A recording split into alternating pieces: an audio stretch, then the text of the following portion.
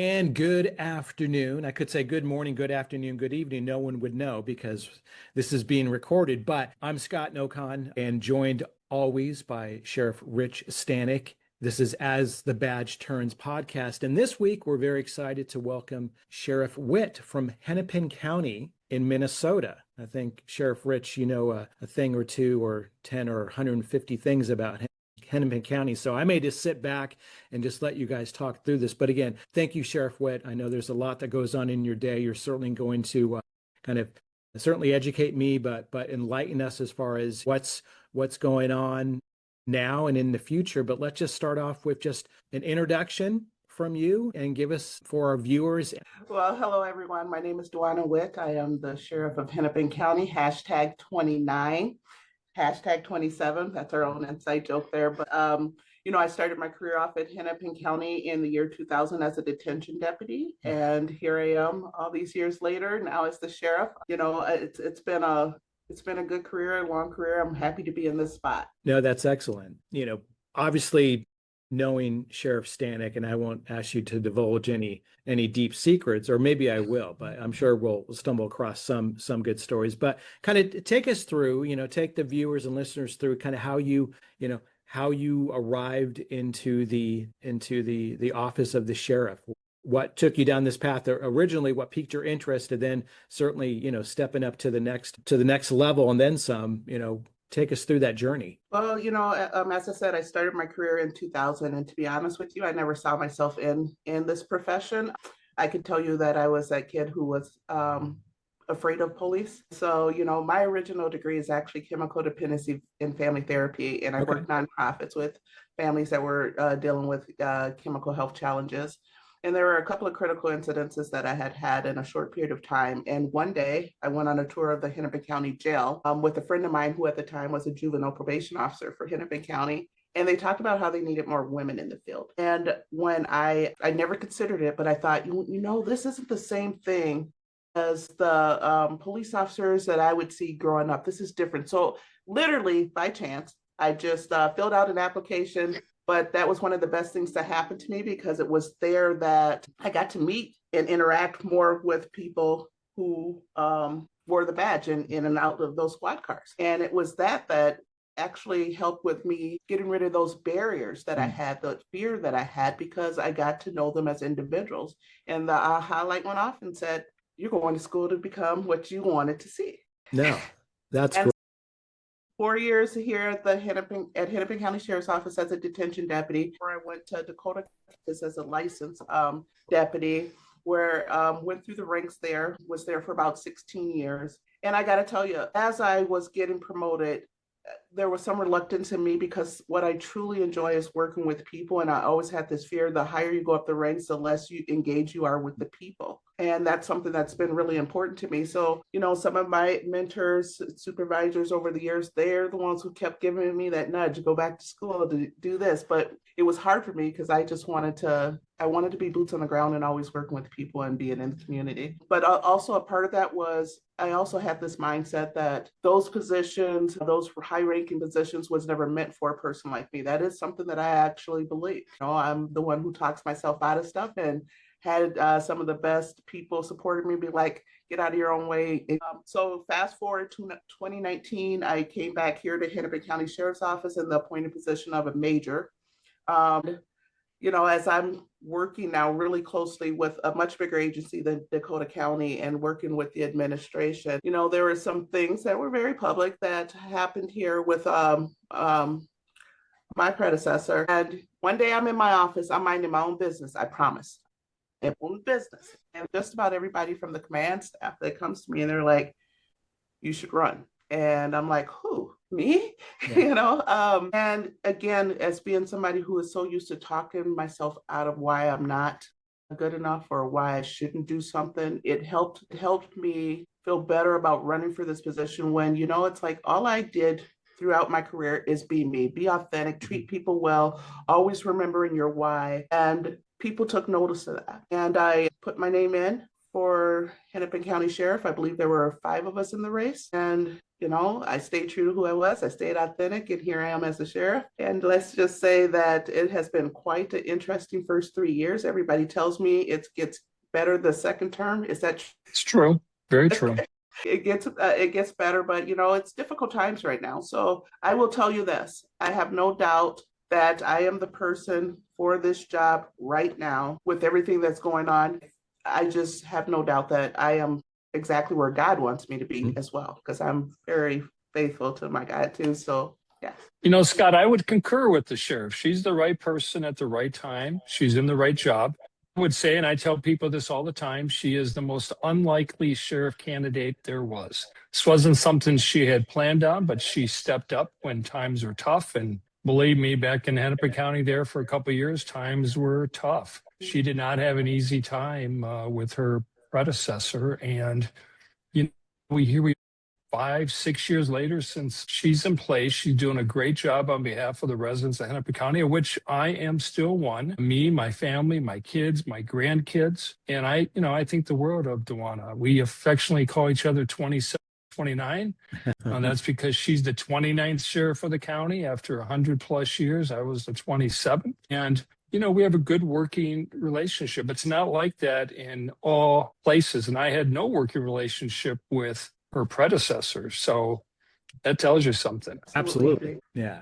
No, I appreciate hearing that. Do you care, and we don't have to get too deep into specifics, but do you care to comment on some of, for the viewers and listeners, what some of those challenges were? What were areas that stood out, to the publics, stood out to the office that kind of prompted those around you to kind of be the rallying cry for you, Sheriff, right? To say, you need to step into this. We need change. Well, we have people who've been here for years. They were also here under Sheriff Stanek.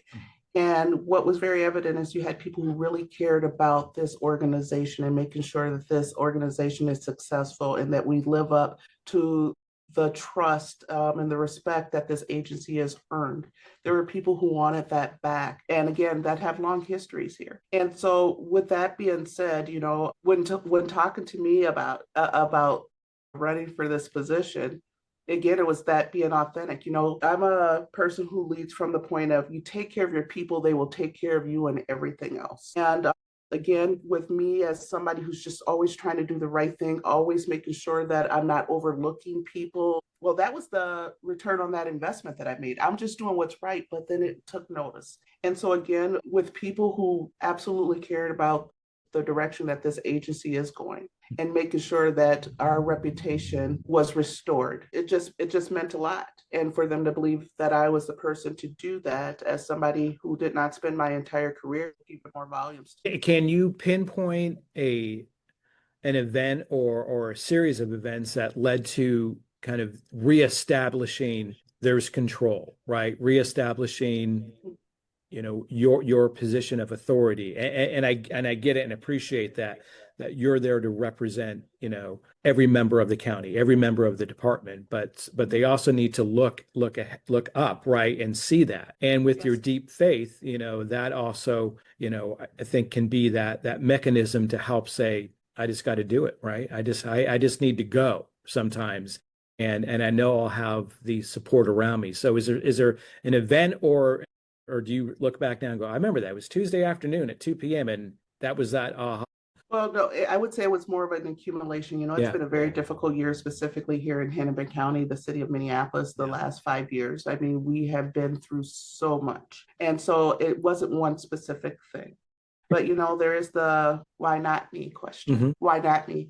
As I was on a panel yesterday and someone said that her mother used to say to her, don't complain about it if you're not going to do anything about it. Absolutely. Well, I found myself, that's something that I've always said to people too. It's like, if you're not going to do anything, you have no right to complain. Yeah. So, all I can do is try to do my best, to be my very best, to lead by example. When you think about leadership in general, one of the main pillars to doing that is making sure you're inspiring people and encouraging people to do better, to be their best.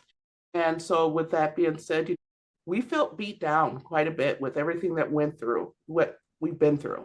whether it was George Floyd, whether it was the unrest, there was just a lot. And at a time where we're talking about the well-being of people in public safety, we can't just talk about it saying, take care of yourselves, take care of each other. You actually have to take action and make sure that it's being done. And so one of the things that I refer to myself is, and I actually had to say this to a couple of our task forces, whether you like it or not, I'm going to be like a mother to you, and just really, again, not using words, but showing actions.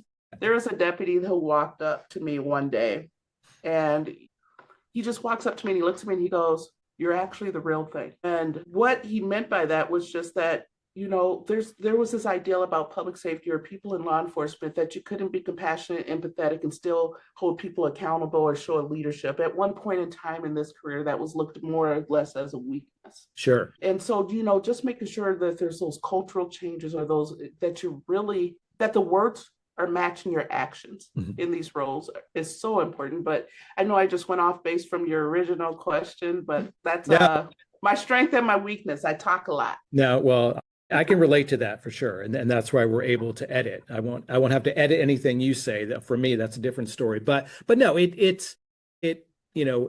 I love what you mentioned there about that you can, having someone come up and say, "You're the real thing," because right, if you care, wow, does someone view that as a weakness? Well, that's unfortunate if they do, because then that's a conversation to have with them to say, so are you just heartless? Are you just cold and everything is just cut and dry? There needs to be that balance, right? It take me through, because you mentioned early on, that you were kind of afraid of the police, right? And so there's that whole other persona that you have to break down. And I've never been in an experience where I've had to, I ever be fearful of the police, knock on wood. I haven't. I was raised in Southern California in Orange County. I've lived in Tennessee the last 6 years outside Nashville. So, I'm fortunate, I'm blessed. But in that regard, there's fear every day, right? Yeah. Donning the badge and going out there, there's fear, be it, a motivation. And I just have such a deep appreciation for you and Sheriff Stanek and everyone else that does it. But what can you say to those in your community and any community that still has that thought? It's how they were raised. It's their perspective, right? It's their reality. How do you not break it down, but how do you reshape that? Well, actually, I got a two-part answer for that. So when I talk about having that fear, not liking law enforcement, not trusting law enforcement, it wasn't specifically the way that I was raised. I do come from a family who did a lot of things to invite law enforcement into our lives. Okay. So there was reason for them to be there. But the way that they handled things, or the way that they talk to kids, which is one of the reasons I'm really passionate about our kids right now, because I could tell you I was a kid that was called racial slurs by people who wore uniforms and badges. And that's something that people don't talk about a lot. And we think about, me being able to understand the side of the community where they think that we don't hold each other accountable. It's because some of those things that we can't talk about, or they never hear the outcomes. And so that just fuels that, okay, it doesn't matter what they do. They are above the law. They're never held accountable. We have to admit to why those things are in place. And right. Here you're talking to somebody who could talk from both sides of the fence on this, right? But again, so those experiences, seeing what bad policing is, was about, and experiencing it as a kid. Again, it wasn't how I was raised, it's what I saw. And, as human beings, we tend to look at and focus on the negative aspects that happen to our lives more so than the positives, right? I think that's just something that's natural. But then you fast forward to me being in leadership roles throughout law enforcement, no matter what my status was. One of the best parts of my career was being a school resource officer. I was a school resource officer at a setting for a school. So every kid there was there for behavioral, or if not mental health challenges, and could not do well in mainstream schools. It was one of the most challenging environments to be in. But once I spent 6 years there, which again was the best part of my career, I became the supervisor, and I had to help train the new SROs. And one of the pieces of advice that I always gave them is, don't be who they expect you to be. And what I meant by that is that we have to realize that we only have those kids for 6 to 7 hours a day. We don't know what they were experiencing in their neighborhoods. Yeah. right? And by whoever their local agency is, we don't know that. So don't be who they expect you to be. And when I think about that and what it took for me, for my barriers to fall, was I had to have the interactions, I had to have the conversations. Because again, at one point in my life, I believed that every person who wore a badge and uniform was a bad person. Yeah. But that was the impact that bad policing had on me. I had to learn it for myself. You couldn't tell me. You had to actually experience it. So you go back to that advice that I gave those young deputies. Don't be who people expect you to be, because you Yeah. never know when somebody is looking for help. The worst thing we can do for our kids today and even back then is not have them trust the very people who are supposed to help and save them. I could tell you, me and my 4 siblings were subjected to so much, and we did not feel like talk to supposed to help us. And that was because of the impression that those people left on us as children. So, Yeah. Sheriff, you've had such an influence, number of different people, both in your agency. I think it was last night, I was watching Facebook Live. Maybe it was live. It looked like you had a promotional ceremony, people that you promoted within the agency. A lot of familiar names there. Some I didn't recognize at all, and it's only been a few years. But talk about people who had a profound influence on you and your career in law enforcement. Everybody's got the 2 people that, just kind of you resonated with them and they guided you and mentored you, and you can pick up the phone and give them a call. the first person I would tell you about is actually before I entered this field. Her name was Maggie Keating. She was a Hennepin County social worker. She was assigned to me as a social worker as an adolescent because I was a teen mom. But she was truly a person who taught me to believe in myself and to keep pushing forward, and which is something that I was not used to hearing. So she's still a part of my life to this very day, into those uncomfortable spaces. And again, teach me how to believe in myself. If we have people who don't have hope, we're just going to keep chasing our tails with some of the issues that we're dealing with today. But then again, when I talk about going to Dakota County, and I remember my interview there with the then sheriff in chief, and they said it to me. They're like, why is it that somebody want to leave Hennepin County Sheriff's Office, right? Because this is the grandest sheriff's office in the state, to come to little old Dakota County. Well, one, I'm a city girl, so I'm going to tell you I was scared to crap going out there because there was a lot of corn, and I'm somebody who watches like horror movies, and I was thinking of Children of the Corn. But I told them about the last straw for me when I did decide to leave. And if you think a little bit over 20 years ago, when the reason that I had left Hennepin County was I overheard a conversation that I wasn't meant to hear. And it was basically me trying to get licensed. And my lieutenant at that time, he had said, she has family members that come to jail. She knows people from the community that come to jail. We can't trust her. Fast forward 21 years later, what are people saying? We want people from our communities. I guess you can look at it as me being ahead of time. But when I explained that to the Dakota County Sheriff in Chief, and them knowing my background, what I had were 2 leaders who understood that because I had such adversity growing up and all that, how I can take that and help bridge the gap between community and law enforcement. So not only did they accept me there, but they made sure they kept positioning me in places, whether I wanted to go or not, where 1, I was in the community, 2, that I'm working with kids, because that's always been a passion of mine, but then even pushing me to go back to school. They never offered to help me with those student loans that I still have, but giving me the opportunity to go to the UK and look at how policing is done there with Northamptonshire Police Department, going back to school and doing a double master's degree. They kept pushing those people. And to be honest with you, it made me uncomfortable because I was used to, if people are being nice to you and pushing you to good things, it meant that they want something from you. And what I have 2 people who did not give up on me and kept pushing me because they saw something in me that I did not see for myself. And then I believe in paying it forward. When you talk about like that last night ceremony and even the ones before that, there are so many people that I am swearing in that were once my mentees as explorers. When we saw people coming here from other agencies, I started thinking like, okay, what's going on? And I asked the question of some people, it's like, why here?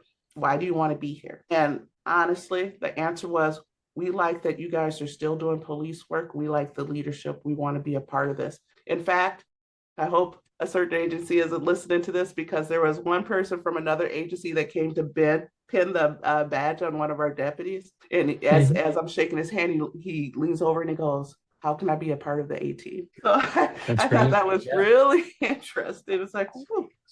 Well, you want to talk about, you do so many different things, but when you signed on to the show this afternoon, you've got your polo shirt on, you got that pink patch, it's very prominent. I don't really see it from here, so maybe your camera has to come down or up. See it now? But see that pink patch? Tell listeners what that means and why you do this. So no, thank you for that. At my time at Dakota County, I brought the Pink Patch project there. And then when I came to Hennepin, brought it here as well. So what we do is we sell patches, we sell coins, and the object is to raise money to give to some kind of organization that is fighting cancer, mostly breast cancer. But, you know, we can change who we're donating to every year. For instance, last year we had an employee who is a breast cancer survivor. And we asked her who would she like us to donate that money to. But it is a very good cause. It looks good. We have our uniform patches as well that have the pink patch on them. But it is a fundraiser to bring awareness and hopefully help with this against the fight against cancer. And so it's very nice to see our deputies walk around with, again, like these shirts, or whether it's their uniforms, and some of us even have pink badges to help, again, bring that awareness and help inspire people to maybe donate to the cause so that we can help others. That's terrific. Yeah, that's great. In your current day-to-day right now, what are you seeing as some of the bigger challenges? And they could be difficult, or they could be, you know, I like to use the word opportunities as well. But, you know, in that challenges, opportunities, what are you and the department faced with right now? And what's kind of the main areas of focus that you see going forward? Well, the biggest worry I have right now is it's budget time. And talking about budgets and making sure that we have a budget that supports what we need to continue doing. You know, there's been a lot of conversations here in this area about crime going down, but nobody talks about the intensity of the crimes that we're seeing now, which is very much different from 5, 10, 15 years ago. And, you know, everything that we do, and making sure that people understand this, everything that we want to have a safe and thriving community evolves around public safety. You know, when you're asked the questions like, how do we prevent getting ourselves into trouble or things going bad? Well, you know what? If you can see that a problem's occurring, you got time to prevent it from occurring. And unfortunately, a lot of that, it will evolve around budget. And so, you know, we're having very tough conversations now. You know, we know that there's been some conversations about losing federal grants, which our office has lost some federal funding already, but that is at the topic, right? That's at the height right now, because we can't afford for public safety not to be funded appropriately, because the only people who are going to gain off of that are the people who have bad intentions and harm in our communities. So that's the biggest thing, you know. And then the other thing that it still is a priority, but I said recruitment and retention. And you know, last night swearing in 140 deputies licensed in detention was huge. But the other conversation that I'm having with our county admin, and we're undergoing a staffing study right now, is that our previous authorized numbers are no longer good enough, because the job is simply more difficult. Population of people that we're dealing with is more difficult. And so getting people to move to that space, like, okay, again, if we really want to be preventative, we got to do what's right. As I like to say, we pay now or we pay later. And so that's always going to be another hot topic of discussion. As yes, now I'm fully staffed, but I'm saying that those numbers are not the appropriate numbers for a county this size and with everything that we're seeing within our county. No, absolutely. In that, I guess I'll turn this over to you, Sheriff Rich. Like and again, I get it. You know, just as time goes by, you know, obviously budgets could increase, but then budgets decrease as well. So maybe compare and contrast, and I'll refer to number 27, Sheriff Stanek, to 29. Like in that time, what have you seen budget-wise in staffing? And are there areas that you just don't have a position anymore because of that staffing? Or is it just kind of thinner across the board? What's been your experience, Rich, of what you had and And now, if it, and I get it, may I don't know if you follow it that closely or not, but you probably have some insight, I'm sure. Well, all politics are local. So you don't have to look very far. You can look at trends across the country. It is to recruit and retain the employees that we have. I'm sure it's the same for secondly, the employees seem to be getting younger. They have different values and traditions and customs than maybe what I did. I mean, I'm 63 years old. I spent 40 years in law enforcement. Different today than what it was. I didn't grow up with an eye in my hand as my 6-month-old grandson was playing with an iPhone yesterday, and I was shocked. But he was talking to me on FaceTime and aptly disconnected me several times. I think the pay scale has gone up tremendously over the last several years. The challenge for the counties are to keep up with the budget as well. She is set with the number of employees she can have, but the county needs to keep up with the budget increases, both in terms of COLA, healthcare, and fuel. I mean, be running about 85 to 88% personnel funded. 85 to 88% budget goes towards employee salaries, which leaves very little on the margin for other things.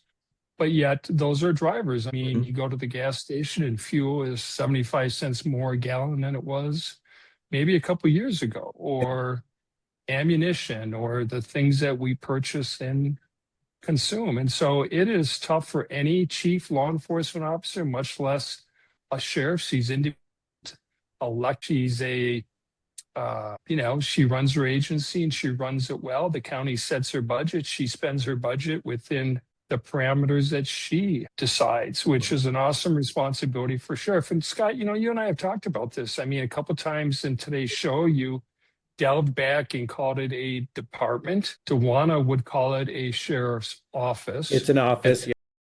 There's a key difference between the two. Most of the county board prefers that it be a but she is, in and of her own right, she's an elected official. She's responsible to the taxpayers of Hennepin County for her budget. And she can elaborate on the office versus department, because again, many people just don't understand the nuance between the two, but it is not just a little gap, it's a Grand Canyon gap. Yeah. Between the two. I know better, so my apologies. Thank you for mentioning it, because we all hold each other accountable. But yes, the office there. I thought I show off and look at my notes, and I kind of skipped over that. No, I appreciate that background, Sheriff Rich, for sure. How about for you, Sheriff Witt? Again, within the confines of the budget, but technology, are you able to gain some advantages with technology? And is there anything that it's like, yeah, that is probably made the biggest difference since I was able to assume this role? Is there anything that stands out from a technology standpoint for you? Well, yes, technology is getting more and more expensive. Again, when we're talking about the very people who are hoping that we're not up to date on our technology are people who are trying to scam or cause harm within our community. And so again, some of the conversations, when you think about the limited agencies or organizations that have the capabilities of what you need to make sure that you keep your data safe, to make sure that there's no hackers and things like that. I mean, if we look at what just happened in St. Paul here, about a month ago or so, we have to have those things in place to prevent those things from happening. Again, going back to that analogy, pay now or pay later. But, it is, our technology budget is growing very rapidly, but again, it's on the side of being preventative. Yeah. But if I could go back even to like the budget deal, when we're talking about budget drivers too, one of the things that I've noticed just over my term in office so far is there's what we call the vacancy factor, and that's one of the things that that is hurting us right now as the Hennepin County Sheriff's Office, is that I have nearly a 12% vacancy factor, which ultimately means that I'm not receiving funding for all the people that I do have on staff. And so again, having those conversations during budget is very interesting. And then at the time where we had low staffing, which meant our overtime went up, to know that, okay, so I got a vacancy factor that's going up, and I have an overtime budget that has been cut in half. It puts a sheriff in a bad position to stay within budget. Again, it's our job to be fiscally responsible to the people the county, but we also got to look at some of those structural reasons that could force any sheriff to where it appears that they might not be using their budget wisely. So making sure that you stand really in tune with what are the true drivers of your budget. Is it structurally fit for the agency size and the needs of the community, which we almost have a population of 1.3 million here in Hennepin County. So I just had to put that out there too, because those are some of my talking points for our budget meeting next week. Absolutely. Yeah, absolutely. And let me hit on this, if I may. Running the county as the office and being the sheriff, in my mind, and maybe it's established this way in some regard, but you're like the CEO. There's things that fall under your oversight, your, dare I say, control, responsibility, accountability, budgets, staffing, public safety, all those things.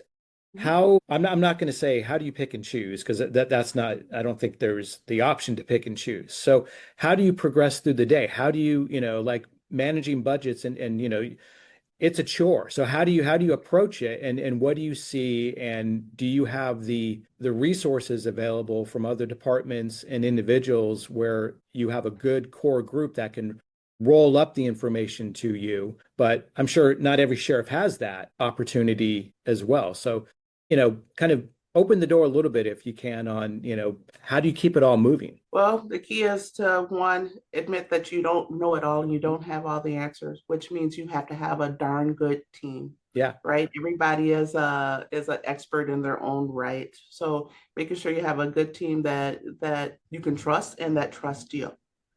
And making sure, one, two, for that sheriff, making sure that everybody is on board with the mission of the elected sheriff. Right. It's very important. But that's the first thing is, unless you're one of my daughters, I tell everybody, I don't know everything, but if you're one of my daughters, I know everything. So if you guys ever meet them, tell them that their mother knows everything. Absolutely. Doesn't work for me anymore, but I try to keep going forward. Very true. But that's what's important, right? Something that I did when selecting my team too is when you're trying to find the right fit, you have to be willing to say, okay, what are the weaknesses of that team, and who can plug that weakness the best? And I pride myself in making sure that I don't have people that just are going to agree with me all the time. Yeah. I expect pushback. It's funny when some people will be like, sorry. No, I want to hear the truth. But that goes back to being able to say that I don't have all the answers, but you know what? I'm going to have the best team so I can get the answers. And that trust, again, has to be a core part of those relationships. Absolutely. It's interesting. I mean, she's running essentially a fairly good-sized, mid-sized business. I mean, she's got 850 plus employees. She has, HR, she's got public relations, she's got public policy, she's an elected official on top of that, so she's accountable to 1.3 million people in the county. She works with no less than 45 different cities in the county, many of whom have their own elected mayors and city councils, and couple dozen school boards and park commissions, and you name it. She's one of many. At the end of the day, she's responsible for the public safety aspect, and it's incumbent on her to work with all of them, maintain those relationships. And believe me, not all of them get along. In addition to the partisan divide, there are others that come about, and she's able to maneuver and do what is best. You've also got this issue about legal, illegal, right? People talk about this all the time, and it's kind of the elephant in the room. She has a responsibility to police for people who live in her. She doesn't ask, how they got here, when they got here, why they're here. That's her job and her responsibility, and her to be able to do so. Thank you. No, absolutely, and that's so true. And when you mention those numbers, it's even it's even more impressive. But yeah, it's not everybody agrees, certainly. And being able to bring it along. Let me share really quick. I'm currently in San Diego at a conference, and yesterday. I was able to I'll say experience, but be able to view a sit down between Scott Jennings, so the two individuals on CNN, and it doesn't matter what TV channel, but Scott Jennings, who was on CNN, and a staunch Republican, and Van Jones. And they go at it often on TV, and they shared a lot of, we have completely different views, but we're like best friends. And they opened up, and I got to speak with both of them before they got up on stage, and just very welcoming, just very nice. And so you got to be careful. For a whole other episode, we can talk about how social media really drives a belief and makes you only see a certain aspect. So that's a future episode we'll get into. But really quickly, what Van Jones shared, and I thought, and I wrote a note. The rule of law, this is what he believes in: the rule of law, free market, and everyone is welcome. And that was always his mantra. And if you know him, or if you read his books, or even seen him for 30 seconds, there's that, genuine, just, he cares, like his experience. He's done a lot with prison reform, right, and everything in the past, and I'll spare you the whole thing. But in that, it was just a great appreciation of the two sides and how you can relate. So I can only imagine, now tying it back to what you just said, Sheriff Stanek and Sheriff Witt, and your experiences. Sure, not everybody wants to get along, not everybody, I'll say they should, but there's a number of dynamics. But recognizing that everyone is welcome, right? At the end of the day, you have to be welcoming. You have to, there's guidelines, obviously, from law enforcement to make it work. But hopefully there's. I wish they actually broadcast that, because you don't see those sides of those individuals, which could go nose to nose, and you would think hate one another, and in reality they're hugging one another before and after. So I'm not saying it's a put on, but also at the same time, I'm going to talk about it as much as I can, to say it's okay to have a different opinion, but do you respect it? And so if in that regard of the opinions of what the sheriff does, right? The opinions of the police, of law enforcement, does that opinion change over time? It changed for you, Sheriff Witt, right? And I'm sure today, there's individuals that you may drive through on the street that go, uh-oh, turn around, let's stay away from them. And maybe they're doing nothing wrong. And if they're doing something wrong, then they should have that feeling. But for others, it's just reshaping that. But having that approach, having that mindset of, you can truly say, I've walked in those shoes. I've had that. I've had that experience. I've had that belief. Being intentional, being genuine, being able to put it out there. Any fear or disbelief you may have about something, let's just talk about it. So I appreciate the openness, and just, digging into those details where, it's a tremendously responsible job. It can be a frightening job, I'm sure, every single day, but it takes a certain individual to do it. And I said at the beginning, and I'll say again right now, my appreciation grows every time I have these conversations. I don't know if I could ever do a job like yours. I stay behind the desk and do those things, and, I have challenges, but nothing compares. But it's so important to understand why it exists, and why it has to exist, and why we need to continue. And even if this show is just a small part of continuing to get the message out there, to help normalize that, you're a mom, you're a normal person, believe it, but you have a really important job. And I appreciate your humility and your approach in saying, I'm here to serve. You kind of have to be a little bit of a, a bad, to make things happen too. Yes. It matters. So I appreciate you. Yeah. Well, I think you've done it, Scott. You've done it because, we just spent 45 minutes talking about these issues. Yeah. Some of them tougher than others. You've helped educate your listeners and others who may come across this podcast, and help them understand a little bit who Sheriff Dawanna Witt is, who the Hennepin County Sheriff's Office is, and what it is that these men and women do on behalf of our communities. So Absolutely. I appreciate that. Thank you both. Yeah. Thank you both. Well, Sheriff Witt, again, Dawanna, thank you so much for your time. As always, Sheriff Stanek, I appreciate you and you making the time week after week. This is As the Badge Turns podcast. So again, it's on Spotify, anywhere you can stream. And then we also publish out on YouTube, and we'll continue to get the message out there. So we'll continue coming back. The message is important. The voices need to be heard, and we're going to do what we can to allow this platform to be available as long as possible. So again, thank you so much, and I hope you guys have a great rest of the afternoon and week. And until next time, this is As the Badge Turns. Thank you. Thank you. All right. Bye, guys. All right. Thank you.